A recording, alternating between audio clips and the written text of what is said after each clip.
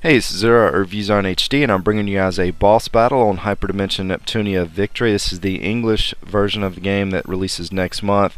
And I was sitting down to work on the review for this title today, and I was finishing up. I was in the value section, which is the last part of the review, and I really couldn't fit and elaborate some of the things that I wanted to include in that part, so I decided to go ahead and make this video and talk a little bit more about how I feel about this game in NIS. And you know, I've been gaming since I was 6 or 7 years old, as far back as I can remember, and there have been a few games that have made significant impacts on me. I remember playing the original Super Mario Brothers in a daycare. I remember tossing the controller around the room when I was playing this really horrible werewolf game on Nintendo, and Yo Noid, that was a really annoying game that I can remember playing.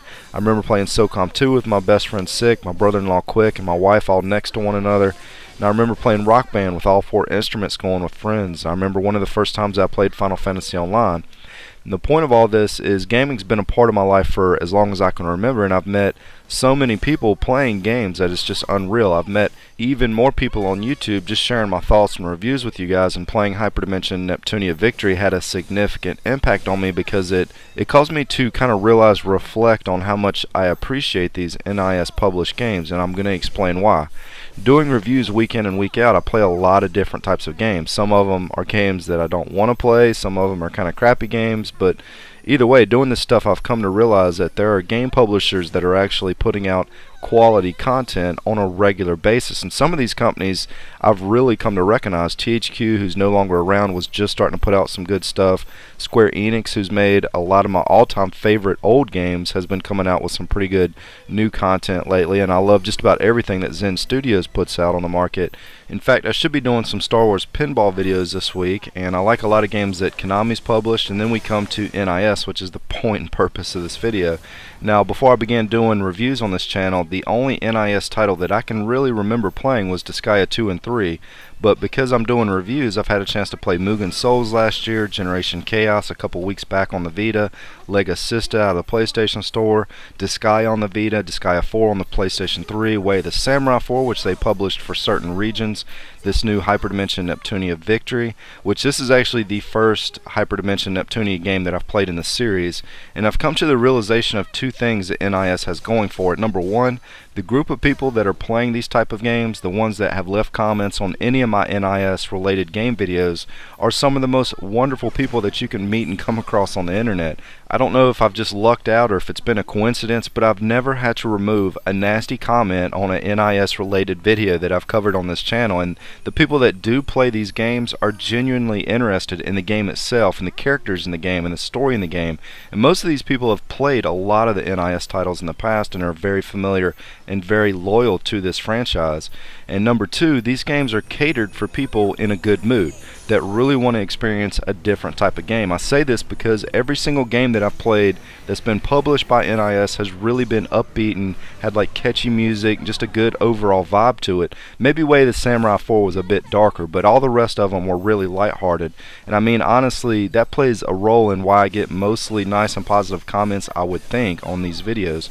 Now, that could all change tomorrow. I could say something in the review that may piss some people off, who knows, but I can tell you I see a big difference when I cover a game like this and if I cover another game like Dark Souls or SOCOM or MAG or Call of Duty or something along those lines, which I try to be as positive as I can when I'm responding to comments on here, so of course it's always more enjoyable when I'm not having to deal with the negative comments. Another thing that a lot of these NIS titles are known for is the anime art style that almost all the role-playing games carry, which I personally don't care one bit for watching anime movies or shows, which some of you guys probably think's pretty strange that I enjoy the NIS RPGs so much, but yet I don't really like anime, and I've never really watched it. I had a friend back in high school that was really big into watching anime, and I tried watching it a few times with him. I couldn't get into it.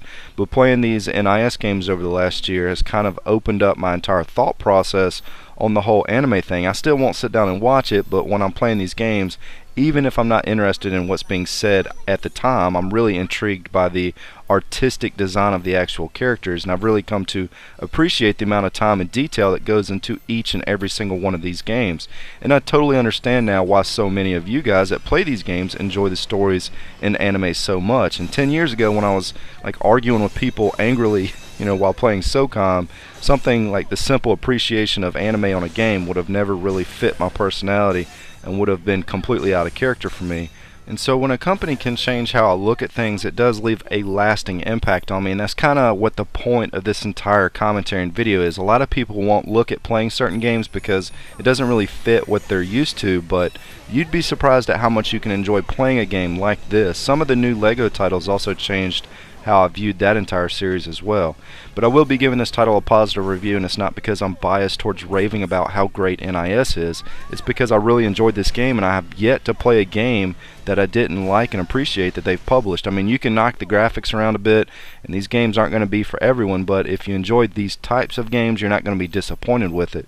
And if the game was no good, trust me, I'd be the first one to let the cat out of the bag. I have no problem doing that. I did it just a couple weeks ago with the Aliens review. I'm still mad about that game, and now Sega won't even speak to me or acknowledge that I reviewed that title, but I kind of knew that was going to happen, and I'm really okay with that. But I'd be shocked if I ever review a game that NIS publishes and don't come away with at least a good feeling after playing it. Unless you're just an impatient person, it's hard not to enjoy sitting down with one of these titles and just diving into the game world and just getting immersed into it. It's like reading a good book or visiting an art museum. It's definitely not like playing any other type of game, in my opinion, and that's a very good thing if you're looking for a new experience. That's pretty much all I have for this video. I'll have the review up either late tonight or tomorrow. This is Zero at ReviewZoneHD, and thanks for stopping by. I'll take good care. This is good.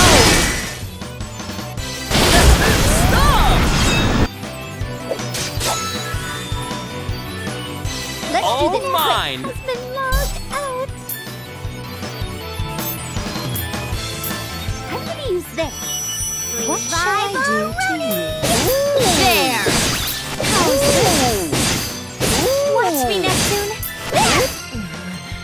Well, as expected, I guess.